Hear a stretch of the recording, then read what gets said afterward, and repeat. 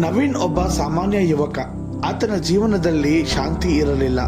ಕೆಲಸದಲ್ಲಿ ಒತ್ತಡ, ಮನೆಯಲ್ಲಿನ ಸಮಸ್ಯೆಗಳು, ಮನಸ್ಸಿನಲ್ಲಿ ಭಯ ಇವೆಲ್ಲವೂ ಆತನನ್ನು ನಿಧಾನವಾಗಿ ಕುಗ್ಗಿಸುತ್ತಿದ್ದವು.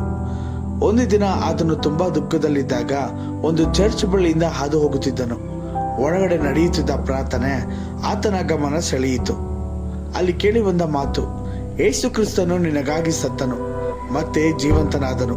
ಈ ಮಾತು ನವೀನ್ ಮನಸ್ಸಿನಲ್ಲಿ ಆಳವಾಗಿ ಹೊಕ್ಕಿತು. ನವೀನ್ ಮನೆಗೆ ಬಂದು ಯೇಸು ಕ್ರಿಸ್ತನ ಶಿಲುಬೆಯ ಮರಣದ ಬಗ್ಗೆ ಓದಲು ಪ್ರಾರಂಭಿಸಿದನು. ಆತನು ಅರಿತುಕೊಂಡನು, ಯೇಸು ತನ್ನ ತಪ್ಪುಗಳಿಗೆ ಅಲ್ಲ, ಮಾನವರ ಪಾಪಗಳಿಗಾಗಿ ಶಿಲುಬೆಯನ್ನು ಹತ್ತಿದನು ಎಂಬುದು.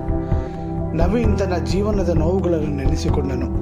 ಅವನು ಆಲೋಚಿಸಿದನು, ನನ್ನ ನೋವಿಗಿಂತಲೂ ದೊಡ್ಡ ನೋವನ್ನು ಯೇಸು ಅನುಭವಿಸಿದ್ದಾನೆ, ಆದರೆ ಆತನು ಕ್ಷಮಿಸಿದ್ದಾನೆ. ಈ ವಿಷಯವನ್ನು ಓದಿದ ಆ ಹೊತ್ತಿನಿಂದ ಅವನ ಹೃದಯದಲ್ಲಿ ಒಂದು ಹೊಸ ಬದಲಾವಣೆಯನ್ನು ಅನುಭವಿಸಿದನು. 3 ದಿನಗಳ ನಂತರ ಯೇಸು ಜೀವಂತನಾದನು ಎಂಬ ಸತ್ಯವನ್ನು ಓದಿದಾಗ ನವೀನ್ ಕಣ್ಣೀರು ಹಾಕಿದನು. ಆತನಿಗೆ ಮನದಟ್ಟಾಯಿತು. ಸಾವಿಗೂ ಅಂತ್ಯ ಇಲ್ಲ, ನಿರಾಶೆಗೂ ಅಂತ್ಯ ಇಲ್ಲ, ದೇವರಲ್ಲಿದೆ ಹೊಸ ಆರಂಭ ಎಂಬುದು. ಅವನು ತನ್ನ ಹಳೆಯ ನೋವುಗಳನ್ನು ಬಿಟ್ಟು ಹೊಸ ಜೀವನ ಆರಂಭಿಸಲು ನಿರ್ಧರಿಸಿದನು. ನವೀನ್ ಪ್ರತಿದಿನ ದೇವರೊಂದಿಗೆ ಸಮಯ ಕಳೆಯಲು ಆರಂಭಿಸಿದನು.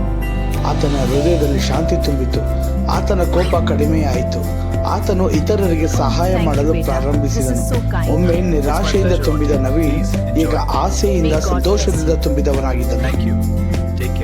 ಒಂದು ದಿನ ಅವನ ಸ್ನೇಹಿತೆ ಕೇಳಿದಳು, ನೀನು ಹೇಗೆ ಇಷ್ಟು ಬದಲಾಗಿದೆ? ನವೀನ್ ನಗುತ್ತಾ ಹೇಳಿದನು, ಶಿಲುಬೆಯಲ್ಲಿ ನಾನು ನನ್ನ ನೋವನ್ನು ಕಂಡೆ, ಪುನರುತ್ಥಾನದಲ್ಲಿ ನನ್ನ ಭವಿಷ್ಯವನ್ನು ಕಂಡೆ. ಯೇಸು ಕ್ರಿಸ್ತನ ಶಿಲುಬೆಯ ಮರಣವು ನಮಗೆ ಒಂದು ಪ್ರೀತಿ ಮತ್ತು ಕ್ಷಮೆಯನ್ನು ಕಲಿಸುತ್ತದೆ. ಯೇಸುವಿನ ಪುನರುತ್ಥಾನವು ನಮಗೆ ಹೊಸ ಜೀವನದ ಭರವಸೆ ನೀಡುತ್ತದೆ. ಹೇಗೆಂದರೆ, ನವೀನ್ ಜೀವನದಂತೆ ಯಾರಾದರೂ ತಮ್ಮ ನೋವಿನಿಂದ ಹೊರಬಂದು ಹೊಸ ಆರಂಭವನ್ನು ಕಂಡುಕೊಳ್ಳಬಹುದು.